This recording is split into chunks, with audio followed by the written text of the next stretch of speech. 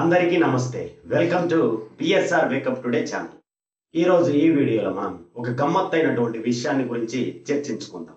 ప్రతిరోజు మనం వార్తాపత్రికల్లోనూ మరియు న్యూస్ ఛానళ్లలోనూ ఎన్నో విషయాలు గమనిస్తూ ఉంటాం. రైలు కింద పడి ఆత్మహత్య చేసుకున్నటువంటి ప్రేమ జంట అనో, లేదంటే ఇంట్లోంచి వెళ్ళిపోయినటువంటి ప్రేమ జంట అనో, లేకుంటే తల్లిదండ్రులను మోసం చేసినటువంటి ప్రేమ జంట అనో, ఇలా ఎన్నో రకాలైనటువంటి వార్తలు మనము ప్రతిరోజు గమనిస్తూనే ఉంటాం.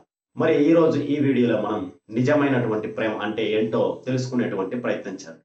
రోడ్డు చివర నిలబడో లేదా రోడ్డు వెంట వెంబడిస్తూనో గంటల కొద్దీ రోజుల కొద్దీ సమయాన్ని వృధా చేయడం కాదండి నిజమైన ప్రేమ అంటే.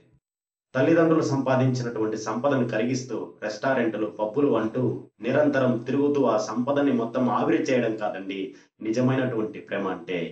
ఒక చిన్న విషయం గురించి మీకు పరిచయం చేస్తాను చూడండి. ఒక 7 సంవత్సరాల అబ్బాయి మరియు 5 సంవత్సరాల అమ్మాయి స్కూల్కి వెళ్ళి తిరిగి రావడం జరిగింది.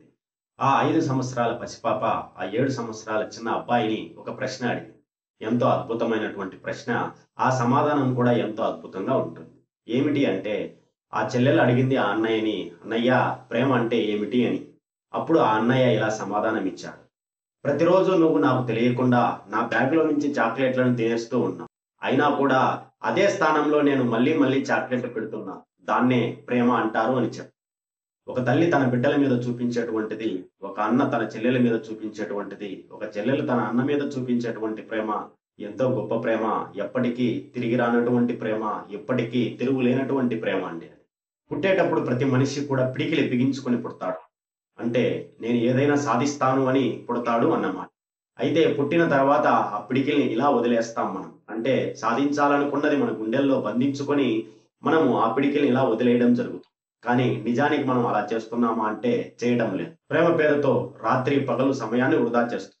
ఇన్స్టాగ్రామ్లో ఐడీలు క్రియేట్ చేసుకొని, లేదటువంటి వాట్సాప్లోను, ఫేస్బుక్లోను నిరంతరం చాటింగ్లు చేస్తూ అక్కడక్కడ మీటింగులు, లేదంటే ఫైటింగులు, ఈ విధంగా ఎంతో కాలాన్ని మనం వృధా చేస్తున్నాం. నేను ఇక్కడ ఏది తప్పు అని చెప్పను కానివ్వండి. మీరు మీ కాళ్ళ మీద నిలబడి మీ స్తోమతను మీరు సంపాదించుకున్న నాడు మీరు కోరుకున్నది ఏదైనా చేయవచ్చు. కానీ నేడు మీ తల్లిదండ్రుల యొక్క సంపద మీద మీరు బ్రతుకుతూ, మీ తల్లిదండ్రుల యొక్క కష్టం మీద మీరు బ్రతుకుతూ, వారి యొక్క కష్టాన్ని దోచుకోవడం అన్నది కరెక్ట్ కాదు అని నా ఉద్దేశం. మన జీవితం ఎటువైపు పరిగెత్తాలా అన్న విషయం ఖచ్చితంగా అది మన మీదే ఆధారపడి ఉంటుంది. ప్రతి ఒక్కరూ గుర్తుపెట్టుకోవాల్సినటువంటి తేదీలు 2 ఉంటాయి.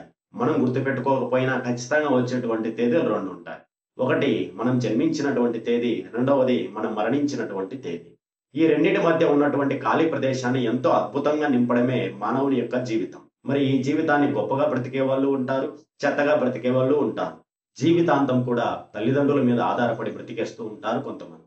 ఎంత కఠినమైనటువంటి క్షణాలను నువ్వు ఎదుర్కొన్నప్పటికీ, ఎంత దౌర్భాగ్యమైనటువంటి జీవితాన్ని నువ్వు గడుపుతూ ఉన్నప్పటికీ, నిన్ను వీడకుండా, నిన్ను వదలకుండా, నిన్ను పట్టుకొని నిన్ను పైకి తీసుకొచ్చేందుకు కష్టపడుతున్నటువంటి నీ తల్లిదండ్రులు చూపిస్తున్నటువంటి ప్రేమే నిజమైనటువంటి ప్రేమ అని మర్చిపోకు మిత్రమా. మరొక వీడియోతో మిమ్మల్ని అందరినీ నేను కలిసేంత వరకు, అప్పటి వరకు నేను మీతోనే, మీరు నాతోనే.